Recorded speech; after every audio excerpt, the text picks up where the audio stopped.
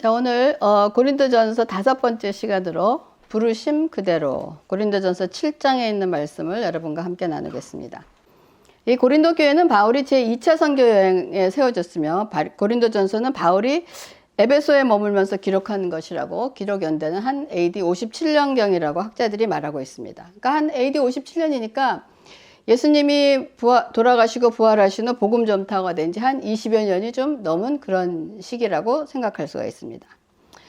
이런 초창기 그리스도인들에게 그들을 둘러싸고 있는 큰 어려움이 있었어요. 뭐냐면 아마도 혼란이 있었습니다.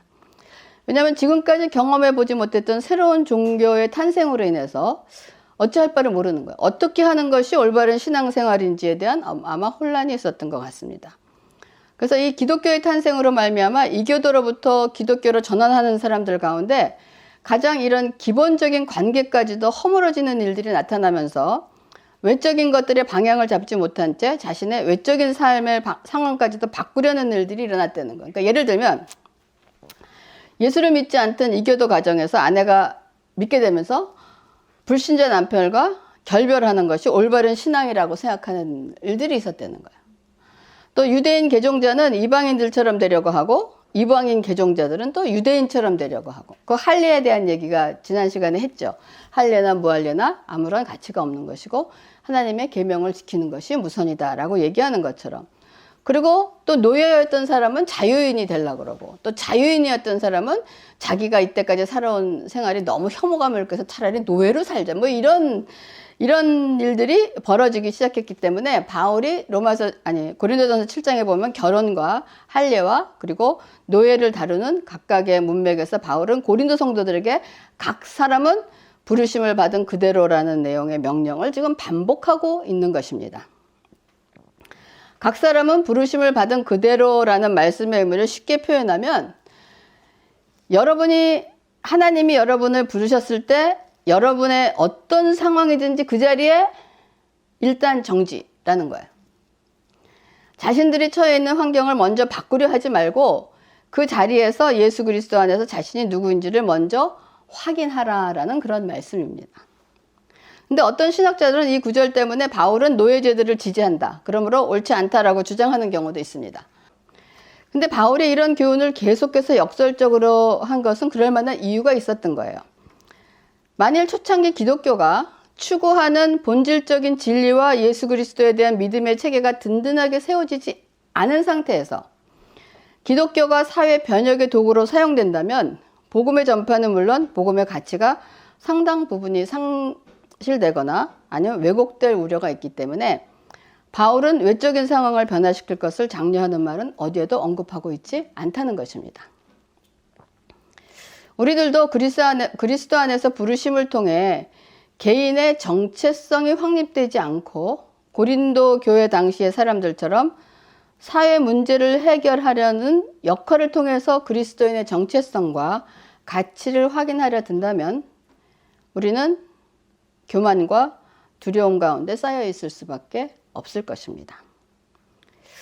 그러나 바울이 그의 서신을 통해서 노예제도, 로마 제국의 폭정, 전쟁에 대한 지침은 없었지만 그렇다고 해서 바울이 이런 일이 가치가 없다라고 생각한 것은 아니에요. 바울이 강조하고자 하는 것은 신앙인들에게 우선순위가 되는 것을 얘기하고 있는 거야. 형제들아, 너희는 각각 부르심을 받은 그대로 하나님과 함께 거하라 라고 얘기하고 있어요. 즉, 외적인 조건들을 변화시키려고 분란을 일으키지 말고 먼저 너희가 가진 믿음을 굳게 붙잡으려는 거야. 너희가 종이든 자유인이든 상관하지 말고 주 안에서 너가 종인지 자유인인지 먼저 그걸 깨달으라 라고 얘기하는 것입니다. 즉, 외적인 것이 아니라 진정한 변화를 이루는 중심적인 힘을 붙잡으려는 거야. 그리고 나면 나머지 외적인 문제들은 시간 안에서 해결될 것이다 라는 그런 메시지를 전해줍니다. 여러분,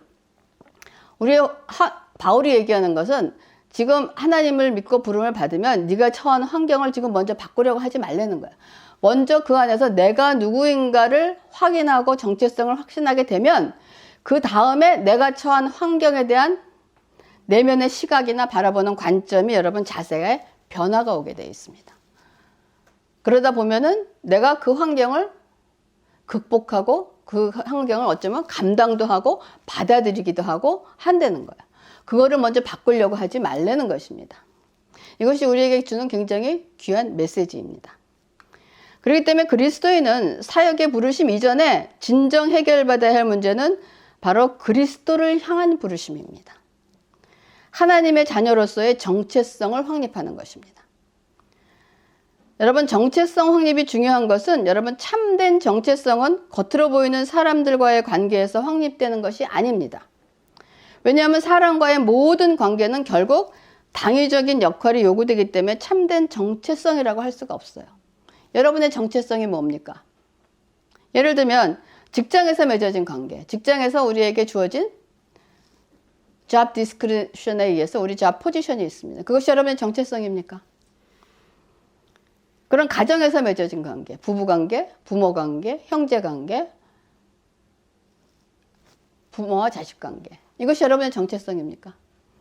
그래서 결혼하기 전에는 누구 자기 이름을 불리다가 결혼하고 나면 누구 엄마, 누구 아버지가 돼서 사람들은 가끔 얘기하잖아요. 나는 없다. 나는 이제 누구 엄마고 누구 부인이고 뭐 이런 얘기 하지 않습니까? 또 교회에서도 마찬가지입니다.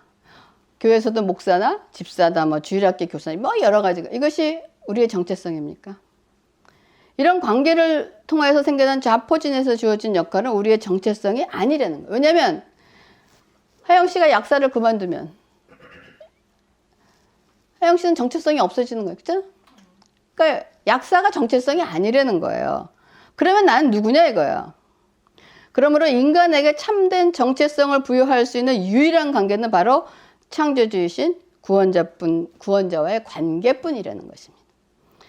주님께서 우리를 부르실 때 그 부르심을 통해 우리에게는 정체성과 사명이 주어집니다. 이때 주어진 정체성과 사명은 제가 목사직을 그만두어도 사라지지 않는 나의 정체성이고 내가 하나님의 자녀라는 것입니다. 그러므로 제가 하나님 앞에 갈 때는 베끄면 성도로 가는 것이지 베끄면 목사로 하나님 앞에 가는 것이 아니라는 것입니다. 그래서 저와 여러분의 부르심은 그리스도 예수 안에서 하나님이 위로부터 부르신 부르심입니다. 그리고 저와 여러분은 하나님이 사랑하시는 아들 안에서, 예수 그리스도 안에서 받아들여진 자들인 것입니다. 그리고 우리들은 그리스도 예수 안에서 거룩하여지고 우리 주 예수 그리스도의 이름을 부르는 자들과 함께 성도라 부름을 받는 자들이라는 것이 우리의 정체성이라는 것을 여러분 잊지 마시기 바랍니다. 그래서 성도가 우리의 정체성이고 우리의 직분이고 가장 귀한 우리의 이름 뒤에 붙는 이름인 걸 잊지 마시기 바랍니다. 이와 같은 본문의 개념은 초대교회 당시 여러 구체적인 상황에도 적용되는 것 외에 모든 시대에 적용되는 보편적인 원리인 것입니다. 일반적인 삶의 원리는 뭡니까? 쟁취하라. 근데 반면 바울은 뭐라고 하면 쟁취하는 데 마음을 두지 말라 그러는 거야. 일반적인 삶은 상황들을 너희가 원하는 쪽으로 바꾸도록 노력하고 시도해라 그러는 거야. 근데 바울은 상황을 그냥 그대로 내버려 두라. 하나님으로 하여금 상황을 다루시도록 맡기고 하나님을 가까이 하고 하나님의 손을 붙잡아라 라는 것이 지금 성경이 우리에게 얘기하는 것입니다. 물론 기독교도 외적인 것들의 힘과 중요성을 부인하진 않습니다. 그걸 전혀 무시하고 살라고 그러는 건 아니에요. 각 개인의 기질에 따라 각자의 개성과 장점과 특기들이 있습니다. 하지만 우리는 그 각각 부르심을 받은 대로 하나님과 함께 거하면서 우리의 자신의 것이 아니라 하나님의 뜻에 따라 자신을 내어드는 일에 중점을 두는 것이 우리의 역할이라는 것입니다. 그러면 오늘 본문이 우리에게 주는 말씀의 근본 정신을 우리 삶에 어떻게 끌어와야 할까요? 아까 부르신 그대로 거하라 그러니까 너 선교사로 가라 그러면 그때 사용하는 그런 단어야 되는가? 도대체 어떤 우리의 삶으로 끌어와야 되는가? 그러면 이 당시에 고린도 교회에 문제가 있었던 것은 세례를 받은 자들이 마치 안 받은 자처럼 살려고 해서 지금 문제를 일으키고 있습니까? 그렇지도 않잖아요. 또 노예 신분으로 인해서 문제를 일으키고 있습니까? 세계의 뭐 어떤 약간의 부분은 뭐 그게 있지만 지금 전체적으로는 뭐 노예 문제 때문에 문제가 돼서 이런 것도 아니고. 그러면 이 말씀이 도대체 우리의 삶과 무슨 관계가 있나? 우리 각각 개인에게 각 사람은 부르심을 받은 그대로라는 의미는 여러분 무엇입니까? 고린도서 17장에 7장 17절에 오직 주께서 각 사람에게 나눠주신 대로 하나님이 각 사람을 부르신 그대로 행하라. 내가 모든 교회에 이와 같이 명하노라 라고 얘기했어요. 그래서 여기서 가장 우선되는 중요한 원리가 뭐냐면 지금 right now 부름받은 그 상태에서 하나님을 위하여 살라 그러는 것입니다. 그러니까 live as you are called, you can live for God where you are 라는 거예요. 그래서 여기서 부름이라는 거 칼레오라는 것은 to call aloud or to invite라는 뜻입니다. 그래서 구원으로 인도되는 하나님으로부터 부르심을 받는 그 순간이라는 거야. 그래서 바울은 우리 개개인을 주님이 부르셨을 때 그때의 상황이 어떠하든 상관없이 지금 너의 삶 속에서 하나님께서 역사하시도록 하라는 그런 뜻입니다. 그래서 바울은 단지 그냥 모든 상황을 그냥 내버려 두라라고 두고만 가르치지 않는다는 거예요. 바울은 각 사람은 부르심 받은 그 부르심대로 지내라라고 하면서 사람들이 자칫 이 말을 오해할 수 있다라고 생각한, 그냥 아무 일도 하지 말고 그냥 내버려 두라라고 생각할까봐 세 번째 반복하고는 7장 24절에 뭐냐? 형제들아 너희는 각각 부르심을 받은 그대로 뭐냐? 하나님과 함께 거하라 라는 구절을 포함하고 있다는 것을 주목해야 됩니다. 그러니까 바울이 이야기하고자 하는 근본적인 가르침은 그대로 지내라는 것은 아무것도 하지 말라는 것이 아니라 그 상황에서 반드시 하나님께 함께 하면서 하나님께서 각 개인의 삶 속에서 일하시도록 자신을 내어드리라는 의미입니다. 거기서 그 상황 속에서 하나님이 일을 하신다는 거예요. 그러므로 지금 나의 상황이 어떠하든지 right now and right there. 그래서 여러분 우리가 하나님과 함께 거하기 위해서 우리가 알아야 할 가르침이 있습니다. 그러니까 이것은 우리가 우리의 삶 속에서 일어나는 어떤 상황, 그 상황을 우리가 하나님 안에서 어떻게 대처해야 될 것인가 하는 것을 지금 바울이 얘기해 주고 있는 것입니다. 첫째, 우리의 삶에 있어서 우리가 감당해야 주된 노력은 하나님과 여러분 연합해야 된다는 것입니다. 하나님과 함께 거한다는 것은 하나님과의 지속적인 교제와 모든 상황 속에서 하나님의 뜻을 인정하는 것을 의미하는 것이에요. 하나님과 지속적인 교제를 통해서 우리들은 우리들의 마음과 생각을 하나님의 것으로 여러분 채워가라는 것입니다. 이러한 교훈에 순종할 때 우리의 삶은 여러분 얼마나 달라지겠습니까? 여러분 하나님의 계명을 지키는 일이 곧 하나님과 연합된 것이며 우리의 의지와 마음과 생각이 하나님과 일치된다는 것입니다.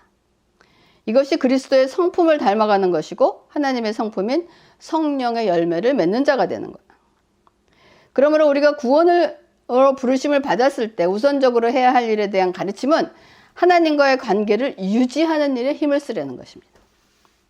그러고 나면 우리의 믿음의 눈으로 상황을 바라보고 판단하고 처리할 수 있는 능력이 여러분에게 주어진다는 거예요.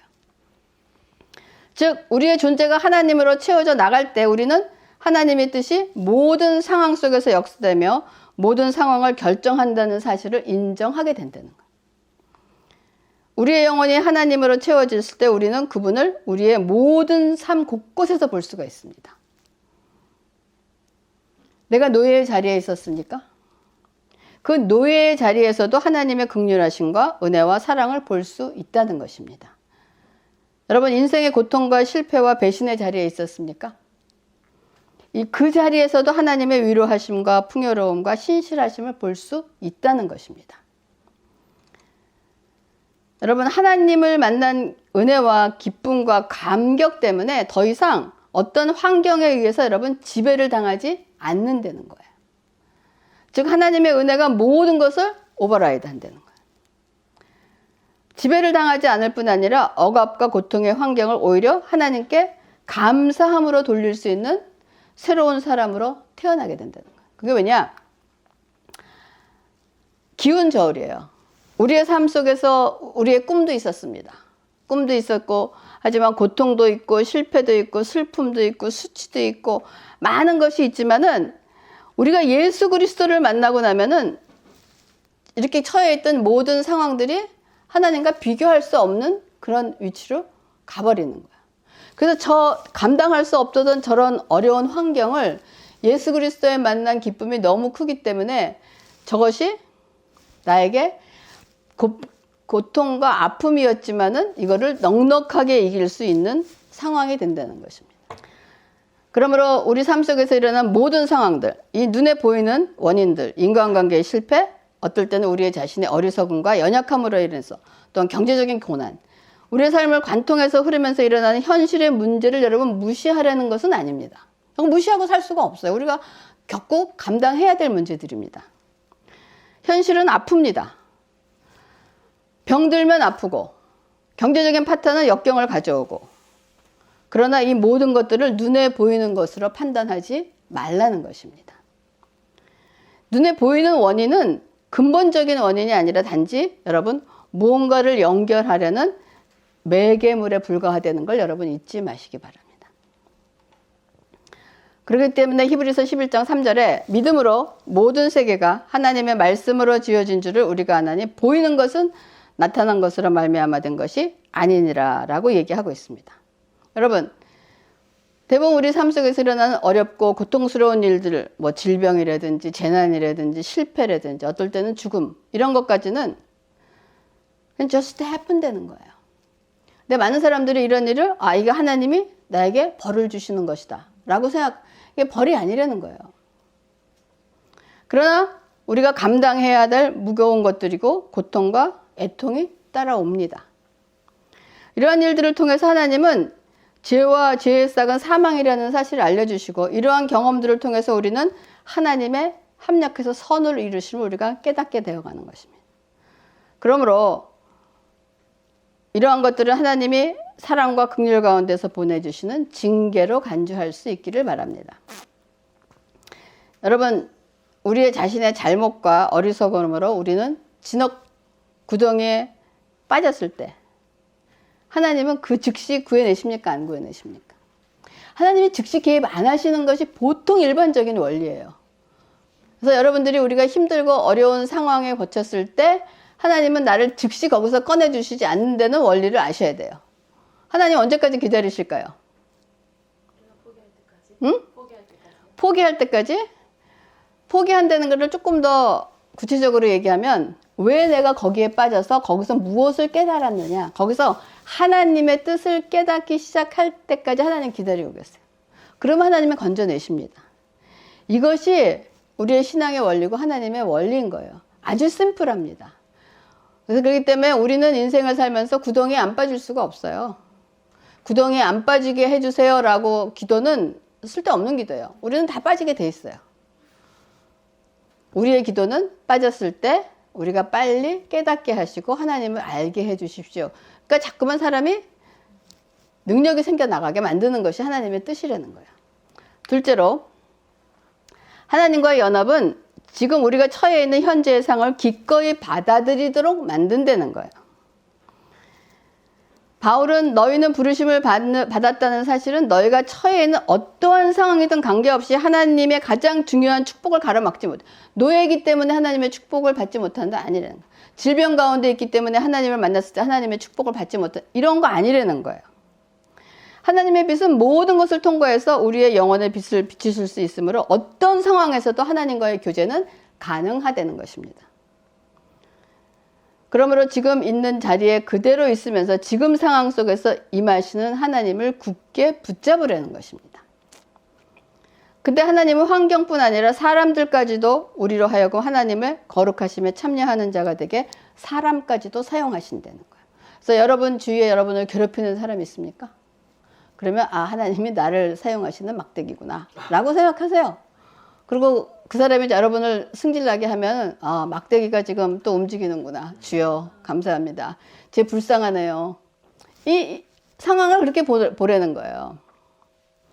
이것이 우리가 세상을 바라보는 관점이어야 돼요. 하나님은 우리가 이 세상을 우리 보고 이 세상을 바꾸라고 우리를 부르신 것이 아닙니다. 왜냐하면 요한복음 18장 36절에 예수께서 대답하시되 내 나라는 이 세상에 속한 것이 아니니라. 만일 내 나라가 이 세상에 속한 것이었더라면 내 종들이 싸워 나로 유대인에게 넘겨지지 않게 하였으리라. 이제 내 나라는 여기에 속한 것이 아니니라 라고 얘기해요. 이거 예수님께서 빌라도 앞에서 하신 말씀. 내 나라가 이 세상에 속한 것이면 종들로 싸워서 유대인에게 넘겨주지 않게 했을 것이지만 이제는 내 나라가 여기 아니기 때문에 그렇지 하지 않겠다라고 하시는 거예요. 여러분, 세상은 하나님의 백성을 훈련시키기 위해 쓰임받는 도구라는 것입니다.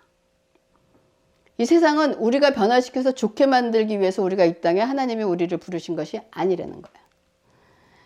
이스라엘을 훈련시키기 위해서 이스라엘 주위에 있던 나라들을 훈련 방망이로 사용하신 거 우리가 구약 말씀 속에서 충분히 배우지 않았습니까?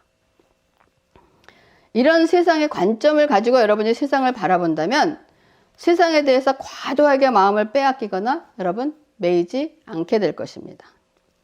근데 사람들은 그들에게 주어진 소유나 상태, 이런 소유나 상태가 즐거움을 가져오면 좋은 것이고 고통과 어려움을 가져오면 나쁜 것이라고 평가합니다. 그러니까 이런 생각들을 한국 사람들은 인생은 금수저 쪽에서 속한 사람은 모두 다 즐겁고 흙수저 쪽에 있으면 모두 다 괴롭다고 얘기하는 건데 이게 맞습니까? 이건 맞지 않는다는 얘기예요. 그렇다면 이런 외적인 조건들을 바라보는 우리 여러분들의 관점은 무엇이 돼요? 여러분의 주어진 그 환경을 바라보는 관점은 무엇이 될까요? 왜 우리의 삶은 이러한 외적인들과 관련해서 질문을 던진다면 여러분 어떤 질문을 던져야 될까요? 금수저든 흙수저든 상관없이 여러분의 주어진 환경이 여러분을 즐겁게 해주고 행복하게 해주고 슬프게 해주고 괴롭게 해주는 그런 조건이 아니고 나의 삶이 결국은 우리로 선한 사람이 되게 하라는데 얼마나 도움이 되는가. 내가 지금 이런 목회를 하고 있는데 목회에서도 여러 가지 목회 방향이 다르고 여러 가지 다르지만 지금 내가 이 목회를 하고 있는 이 목회의 삶이 결국은 내가 선한 하나님의 사람이 되게 하는데 얼마나 도움이 되는가가 내 삶을 바라보는 시각이어야 된다. 둘째, 하나님을 깨닫게 하는데 우리의 이해력이 얼마나 넓게 우리의 삶 속에서 내가 하나님을 알아가게 하는데 얼마나 많은 도움이 되는가가 내 삶이라는 거. 세 번째, 우리의 영을 하나님께 대해 얼마나 더 민감하게 만들어주는가. 네 번째, 우리로 하나님의 더 큰 은사들을 얼마나 잘 받아들이도록 만들어주는가. 다섯 번째, 우리로 다음 세상을 위해 얼마나 우리가 죽음을 얼마만큼 잘 준비하고 우리가 어떻게 마감을 이런 것까지가 우리의 삶 속에서 주는 모든 우리의 환경이 우리에게 하는 역할입니다. 이것이 여러분이 세상을 바라보는 관점이 바뀌셔야 되고 여러분의 인생을 바라보는 관점이 여러분 바뀔 수 있기를 바라겠습니다. 여러분 우리의 삶 속에는 더운 여름이 있습니다. 그렇죠? 더운 여름이 있으면 뭐지? 추운 겨울도 있어요. 또 비바람이 있으면 뭐냐? 따뜻한 햇살도 있습니다. 얻는 것이 있으면 여러분 잃어버리는 것도 있어요. 여러분 노동이 있으면 휴식도 있습니다. 이것은 모두 상반되는 것이지만 이 상반된다고 그래서 어느 것이 좋고 어느 것이 나쁩니까? 어느 것이 좋고 나쁜 것이 아니라는 거예요. 이 모든 것들은 하나님의 마음이 나타난 것이고 똑같이 우리를 훈련하기 위한 하나님의 수단임을 깨닫는 거예요. 노동도 하나님의 수단이면 휴식도 하나님의 수단이라는 거야. 그런 걸 깨닫는다면 우리는 세상에 없어지는 것들에 대한 과도한 열망과 욕심으로부터 우리 자신을 지킬 수 있는 지혜와 여유가 생길 수 있다고 봅니다. 그러나 그럼에도 불구하고 여러분의 마음속 한쪽에는 걱정의 작은 불씨가 있어요. 이 같은 본문의 원리는 세상의 교훈과는 정반대인데 그렇게 해서 살아갈 수 있을까? 먹고는 살 수 있을까? 자식은 기를 수 있을까 하는 그런 작은 불씨의 걱정이 있습니다. 이 세상 철학은 밀고 올라가라. 높은 자리를 취하라. 무슨 일인데 행하냐면 반드시 성공해라. 라고 하는데 근데 이것이 오늘날 이런 철학이 종교가 되어 있기도 해요. 그러나 여러분 결단할 수 있어야 됩니다. 우리 나그네 인생길에서 일어나는 삶의 환경 변화에 대해 여러분 두려워하지도 마시고 자만하지도 마시기 바랍니다. 왜냐하면 우리들은 각각 부르심을 받은 그대로 어느 상황이든 하나님과 함께 거하는 자들입니다. 이거를 가장 잘 보여준 사람이 누굽니까? 요셉이지 않습니까? 요셉을 통해서 요셉이 어떤 상황에 있든지 하나님과 함께하는 삶을 살아낸 것이 요셉의 삶을 배우지 않았습니까? 그러게 여러분 담대하시기 바랍니다.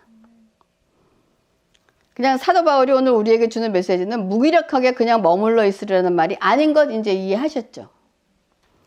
그러면 부르신 그대로 하나님과 함께 머물라 이 말씀은 우리의 삶에서 주어지는 외적 환경에 지배를 받지 말고 환경을 다스리고 정복하는 자가 되려는 것입니다.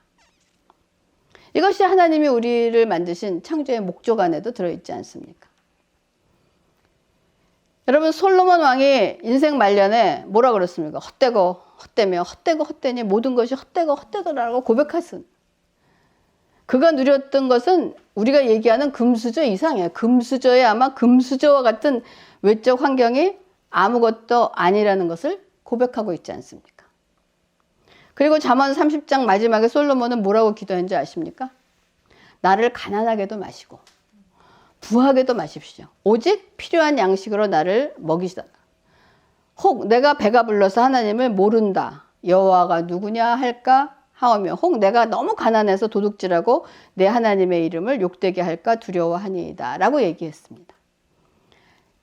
이 말은 솔로몬은 하나님께서 허락하신 그의 삶의 환경이 하나님을 찾게 하고 하나님을 향하게 하게 되기를 원한다는 고백을 하고 있는 거예요. 내가 너무 부자가 돼갖고 하나님을 모를까? 걱정된다. 아니면 내가 너무 가난해갖고 도둑질해갖고 하나님의 이름을 망령되이 할까? 그러니까 모든 삶의 초점을 하나님을 향해서 있다는 것을 고백하고 있는 것입니다. 그러므로 여러분들도 여러분 삶 속에서 어려운 일을 만나게 되더라도 너무 두려워하지 마시기 바랍니다. 하나님과 함께 지나면서 여러분 자신을 단단하게 만들어 가시는 중이라는 걸 잊지 마시고 여러분 담대하시기 바랍니다. 또 지금 주신 형편이 너무나 만족하고 풍요롭고 어쩌면 지루하기까지 느껴지십니까? 잠에서 깨어나시기 바랍니다. 주님이 주신 곳에서 하나님과 동행하는 삶을 사는 것을 여러분 죽을 때까지 잊지 마시기 바랍니다. 그렇기 때문에 이 세상에서 주어지는 것은 나를 위한, 나의 훈련을 위한 도구라는 거 잊지 마시고 여러분 주인이 도구를 방망이를 두려워할 필요가 아무것도 없는 거예요. 여러분이 어떤 환경에 주어지더라도 두려워하지 마시고 어떤 환경에 주어지더라도 교만하지 마시고 우리가 그 얘기잖아. 배부르고 등 땄으면 게을러준다. 이런 일 하지 마시라는 것입니다. 그렇기 때문에 여러분 네가 머문 그 자리에 있으되 하나님께서 일하시게 하고 늘 하나님과 함께 할 때 그 상황은 여러분을 어떻게 하지 못한다는 거 잊지 마시기 바랍니다. 기도하겠습니다. 하나님 감사를 드립니다. 오늘 우리 바울이 부르신 그곳에서 부르신 그대로 행하라는 그 말씀이 아버지 우리의 모든 삶의 주권을 하나님께 옮겨드리며 하나님과 동행하며 하나님이 함께 하시는 그 삶을 살아내는 우리가 되게 하여 주시옵소서. 감사를 드리면서 모든 말씀을 예수님의 이름으로 기도합니다. 아멘.